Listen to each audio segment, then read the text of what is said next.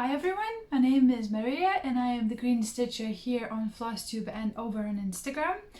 And this is part 2 of my video of my favorite finishes or favorite designs I've ever stitched. Today I will focus more on the way I FFO'd them, so all of the designs you will see today are FFO'd. And the first video came out in April and I'll link to it here if you haven't seen it. So I'm doing these videos as sort of a series to introduce myself, for you to get to know me a bit better, so you can see the way what I stitch and what I like and what I've done in the past. And I have chosen 10 favorite designs I've stitched in the previous video, and this time I've chosen 10 favorite FFOs.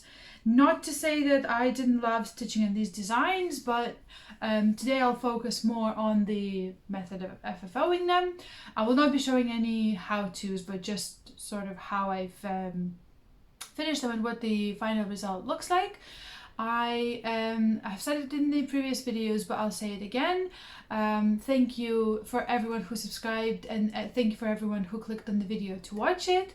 I appreciate you choosing to spend your time with me. I welcome all the new subscribers and welcome back all of the returning ones. I'm happy to see you all here, and thank you so much for taking the time. So a bit of a backstory. I am a cross-stitcher from Belarus who lives in the UK. I have been cross-stitching for about 8.5 years now, and having moved to the UK about 6 years ago now, I have found that having something professionally framed is quite expensive, and also doesn't guarantee you it will be done well, because a lot of the smaller local framers don't really deal with cross-stitch and textiles and fabric. A lot of them deal more with photos and print and canvases and things like that. So I decided to try my luck in FFOing things myself.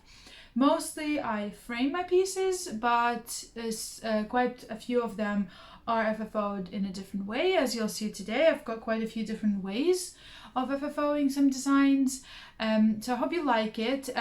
This is sort of the way I prefer to do it at the moment, so it saves me obviously a lot of money, but also I learn new skills. I learn how to for example, how to lace your stitching, or how to sew, or how to do other things, and I'm happy that that's the way it is at the moment. It might change. Some of the pieces I do get framed professionally if I want to, but most of them, like I said, are finished by myself. The materials and the colors and the things are chosen by myself, and then, like I said, the finishing itself is done by me as well. If you have any questions, please leave me a comment below. I will be adding subtitles with the names of the designers and the designs themselves, so you can find them if you'd like to. And again, this is in no particular order, same like the video I did in April, and I will be listing 10 of them with, again, 2 honorary mentions, just like last time. It is hard when you've been stitching for 8.5 years, and most of my designs I've ever stitched are FFO'd. I think I only have a handful in my roll of finishes. It's hard to choose from all of the variety of the finishes, but here are some that currently are my favorite. So without further ado, let's start with one of them. So a few years ago, I have stitched a what you can call a musical sampler from Emma Congdon. I believe this one was from a magazine. And here is how I FFO'd it. So the design is called You Rock, and it has a sort of vinyl shape with the musical instruments all around it. I stitched it on a 14 count grey Ada with CXC threads at that time. Like I said, it was a while back. And then when it came to FFOing, I wanted to do something a bit more special than just a frame. So I've purchased a vinyl in a local charity shop, used it as a base, and mounted my stitching on top of it. Like I said in my previous video about my finishes, I don't tend to put glass in my frame pieces. I prefer to be able to just touch the stitches and to be able to see undistorted colors. It does mean sometimes the inside of the frames gets a bit dusty. The stitching, however, does not, so that's not really a problem. Absolutely love this piece, love the way it looks. You might have actually seen it in my Stitchy Corner video or as a background to some of my videos. So where I sit, we have a chimney going up into the roof, and this part has a guitar hanging on it, and then right above it is sort of the perfect place for this particular design. Absolutely love it and the way it's FFO'd, and it's going back on the wall as soon as I finish filming, because it's not a seasonal piece and it's just out all the time and it's found its rightful place. The next FFO is actually 3 different kits. And one of my favorite topics to stitch and cross stitch. I've said this before, I'm not a religious person, however, Holy Night, 12 Days of Christmas and 3 Kings is some of the topics that I absolutely love in cross stitch and cannot get enough, and this one in particular is a 3 Kings design.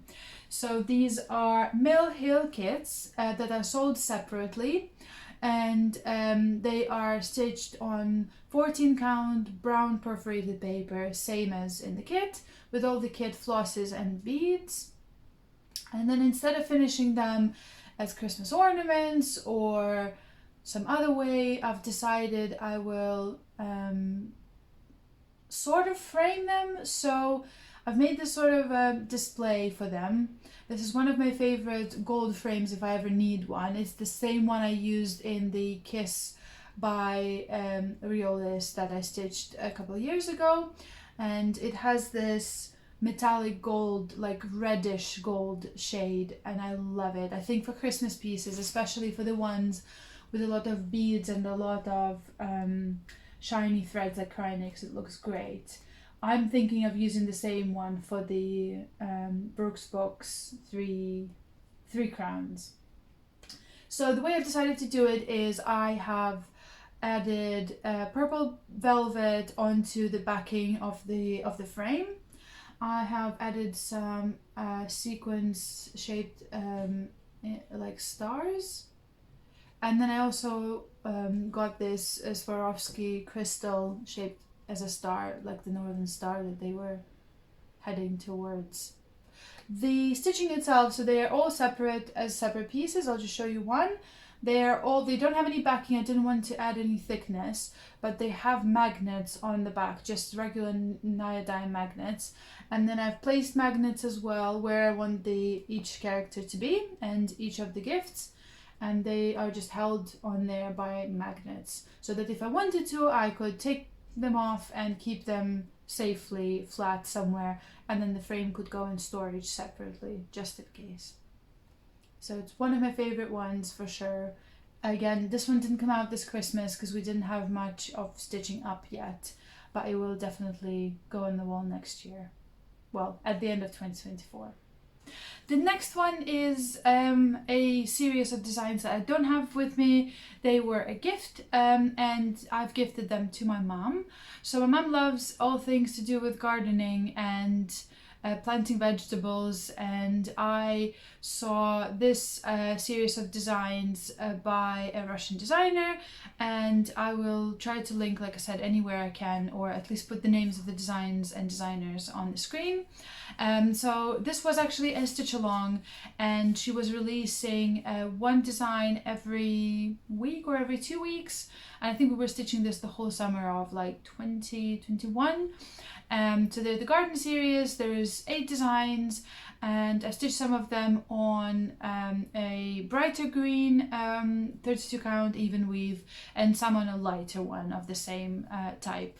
And the way I've FFO'd them, so I didn't want to have like one full sampler or a few little ones, or just do frames for each individual one.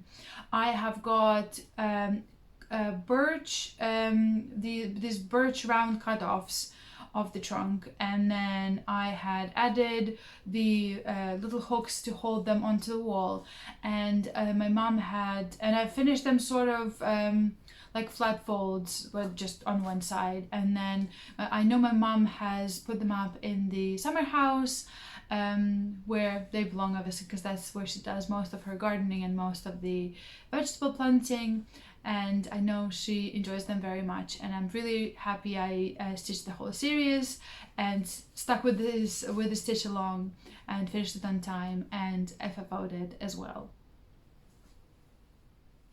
Next one, again, is one of my favorite designs and FFOs both, because oh, she's just so beautiful and gorgeous. Again, this was a stitch along. So this is Dreaming Frida by Barbara Anna, and there she is, absolutely gorgeous, such a beauty. Again, you might have seen her in my Stitchy Corner video. So she is stitched on 32 count Witchet linen in Lemswool with all of the code for DMCs. I don't think I swapped anything. No, I think I followed it completely. And then again, for such a special design, I wanted to do a special finish, and I had used a canvas base for canvas for painting, and then stretched some fabric for the back of it with some furniture staples, and then that's the background for Frida, and I've used fabric that's Frida themed as well.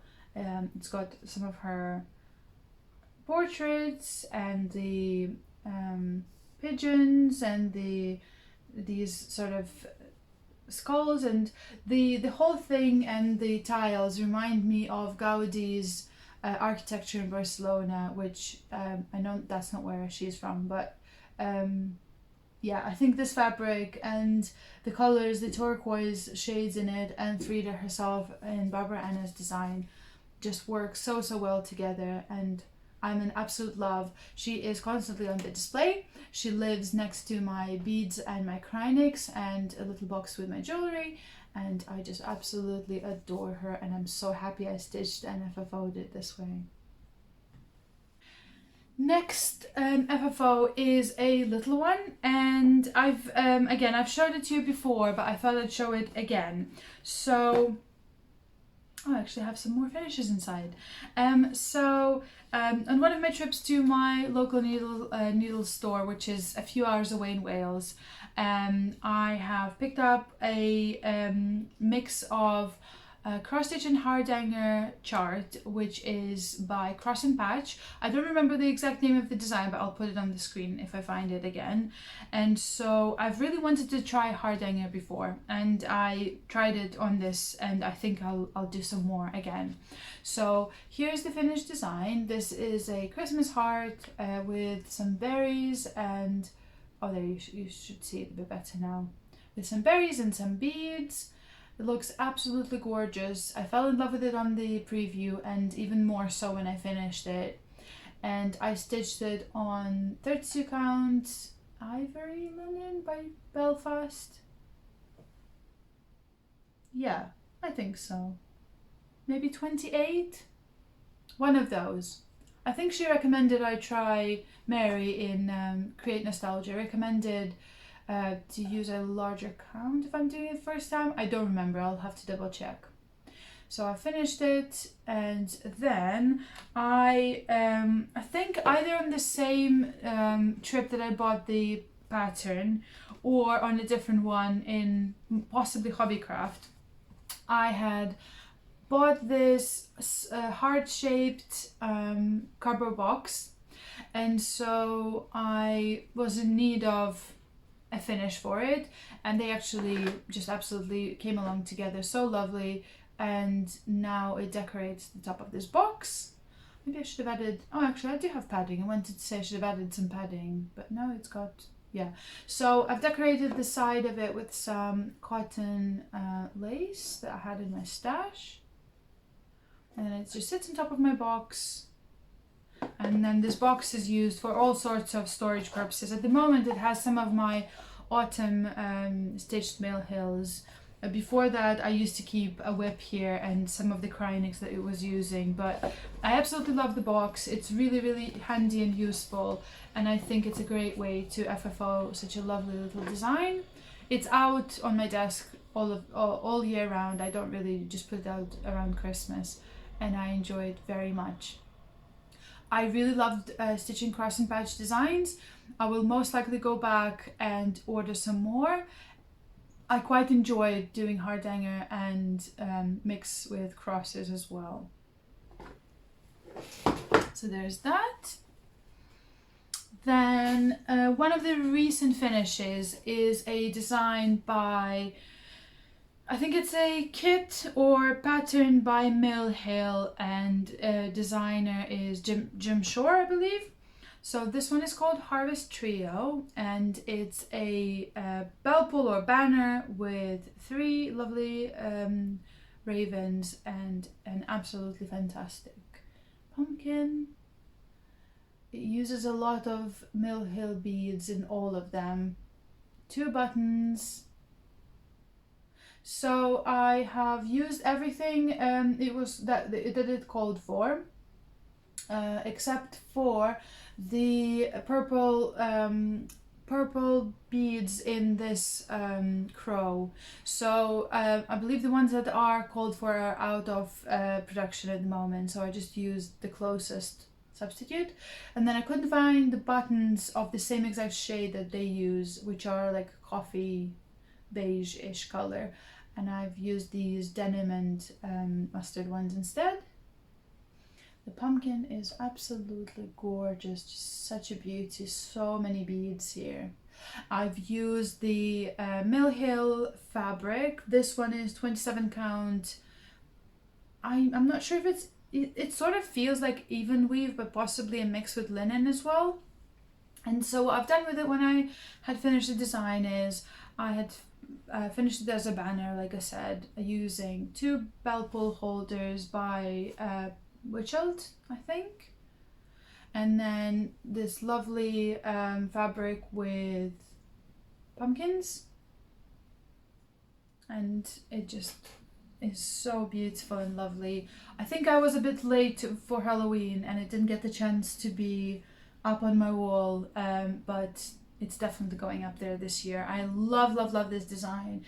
Stitching it was absolute pleasure, but I also love how I FFO'd it, and it was one of my first proper like sewing something out of my finished cross stitch projects, which I love. The next one is actually 2 designs that are companion pieces that I've stitched together, and I framed them sort of the same way. Oh, this is actually a everything went wrong and then I managed to sort of salvage it kind of story. So I have stitched these 2 lovely designs, and I'll put the designer's name on the screen, and I'll put these here next to myself. So I've stitched these 2 lovely designs in the Lord of the Rings theme, and this one is the White Tree, this one is Smaug, and I had a lot of fabric on all sides of them, and these are both stitched on 25 count Lugana. This is navy blue, this is mushroom, and then I used 1 ply DMC where needed, and 1 ply 12 size pearl by DMC as well for the thicker ones. So this is the blue one. Love it so much. So what happened with these is I had a lot of fabric left on the sides. Like I said, I've left myself quite a lot of room for finishing, and I didn't know what I was going to do with these. I had these round frames set in my stash, so these are actually meant to be used for display plates, and I use them for finishing my cross stitch. They're lovely round wooden frames. They paint really well, as you can see. They were both sort of brown color before, and I've painted them black and blue. For some reason, when I was FFOing, and I was just going to put them into the frames and be done, when I was FFOing them, I had cut this one with the White Tree too close to the stitching itself, and I've ruined my first idea of just properly framing them. And so what I did to salvage it is I basically used the same principle as I did for Barbara Anna's Frida. So I have flat folded sort of method where I've stretched this one on a piece of acid-free cardboard, and then I have another one that's a bigger size with some fabric, and then that sits in the frame. And the same here. Once I've salvaged this one, I just decided to match the same FFOing with the other design. And then the Easter egg here is that the designs that are cross-stitched, well, mostly backstitched to be honest with you, are in the Lord of the Rings universe, and then the fabric that I used to FFO them both, and it just so happened that I had it in my stash, actually has Fantastic Beasts on them from the Harry Potter universe, which is both the universes that I love and love the films and the books. And so here are the two FFOs. I love them. I love having them out as well. I also bought a printed version of the Middle Earth's map, and it's framed in a nice frame with lovely detailed flat mat, and I usually displayed the three of them together on the wall. So here are those two. And then another one that is not framed but is FFO'd using fabric and textiles. So I have said before that I'm a serial stitcher and I'm also a seasonal stitcher. Riolis have these fantastic seasonal wreaths, and so I have already stitched two of them, and this was the first one. Autumn is also one of my favorite seasons, so I'll show this one first. So this is the Autumn Wreath by Riolis, like I said, using all the kit threads, but I swapped the Ada that was in the kit for 28 count, I'll put the name on it, I think it's Trento by Zweigart. It has this lovely linen sort of look to it, where not all the threads are the same thickness, so it looks very nice.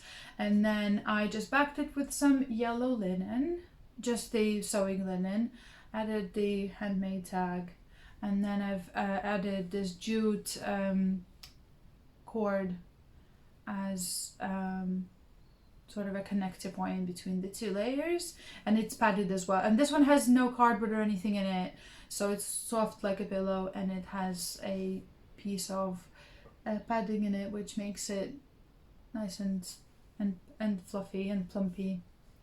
And I've just used the same twine cord to create a hook. And so normally this one is displayed on one of our doors inside the house and just hung up on a little silicone hook. Absolutely love this one. I've also finished and FFO'd the winter one the same way, and I'm planning to do the same to the rest of the series. Love these designs.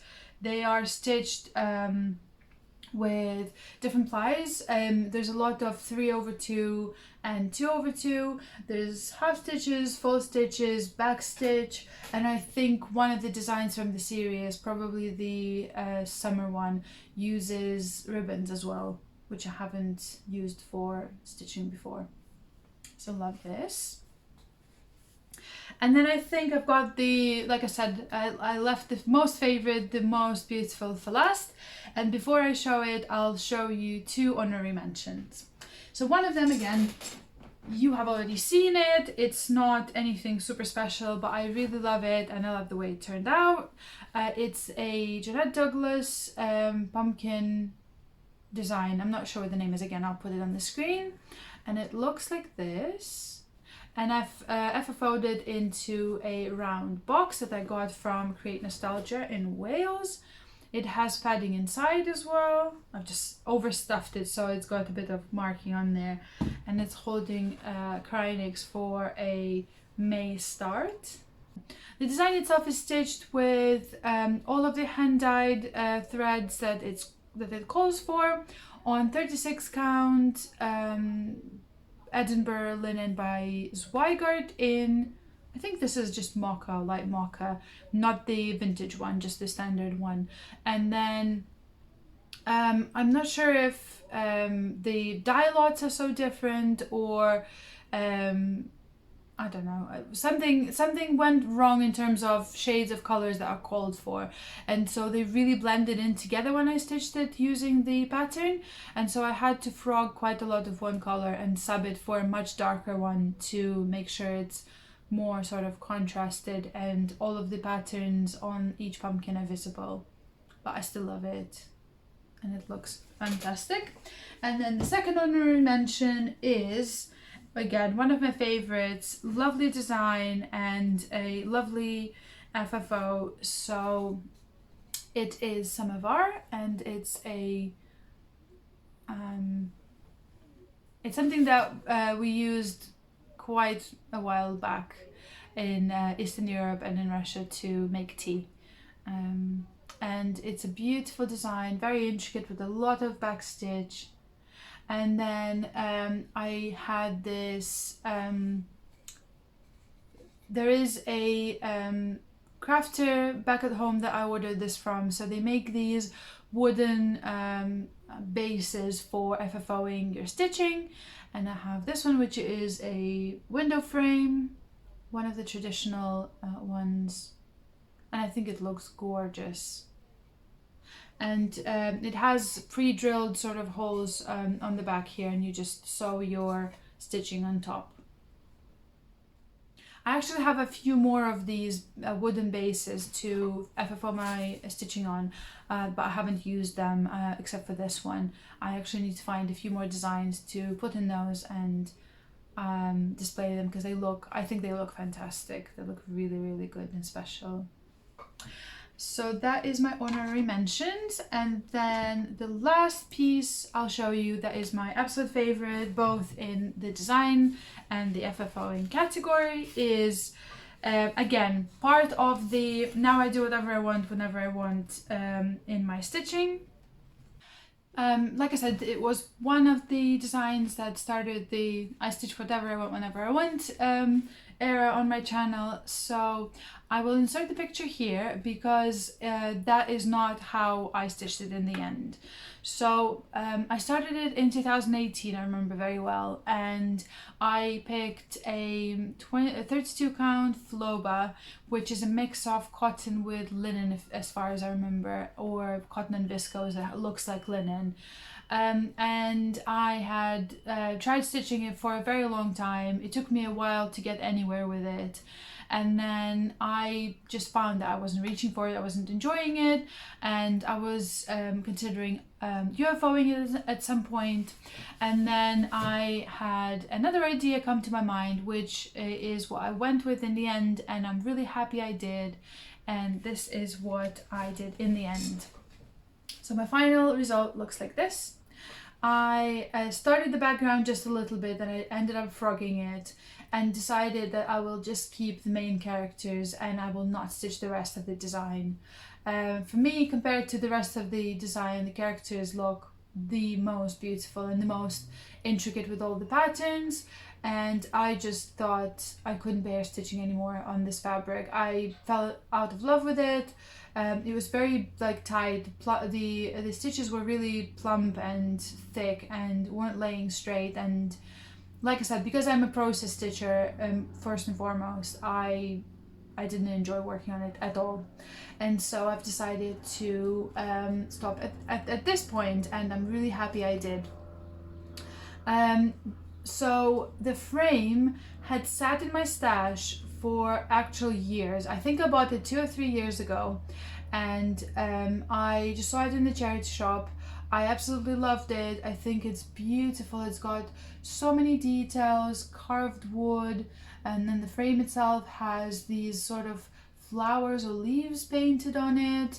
I didn't know what I was going to use it for, and I just had it in my stash for actual years, like I said, until I had finished this design. And I had just a tiny little, oh, let me see what it is going to look like with this frame, and it turned out so perfectly. I think these two are just made for each other, both size wise and color wise and theme wise. So I ended up framing it with this lovely old frame. I even have the designers' names on the back. So like I said, vintage charity shop frame and lovely contemporary cross stitch.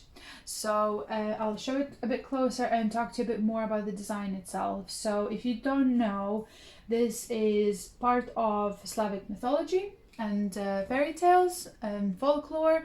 So it is believed that so this Baba Yaga is sort of one of the main villains in all of the fairy tales, but there's also another guy who is sort of like really tall and skinny and doesn't have any hair for some reason, and he is the evil sort of companion of Baba Yaga, and he is believed to be immortal unless you do what sort of this picture describes. So if you go to a really far away land, there is a mighty oak tree that has a chest on it.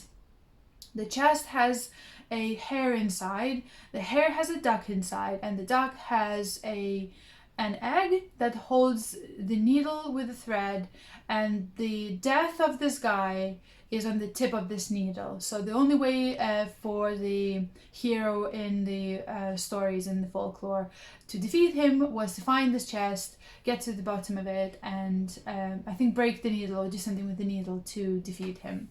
And I just love it. I am actually I love these designs to do with Eastern European folklore and fairy tales, and I've seen more that Owl Forest have released, and as you know, I have started and stitched on the Leshy designed by Witchy Stitcher. So this is something that is close to my heart and that I want to have stitched in my home, and I absolutely love this design. The amount of backstitch on it is no joke. If you don't like backstitch, this is not for you. This is for someone who really enjoys it. And the way I did it is I would stitch a piece of the pattern in crosses and then instantaneously do all of the backstitch on that part. Otherwise it would have taken me forever and ever. And I actually do enjoy backstitch. So for someone who doesn't, it's probably not the best design.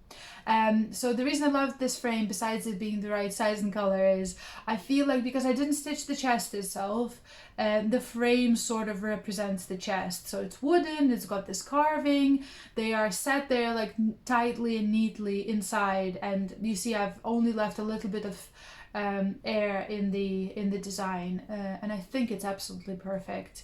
It's, like I said, one of my most favorite designs in FFOs.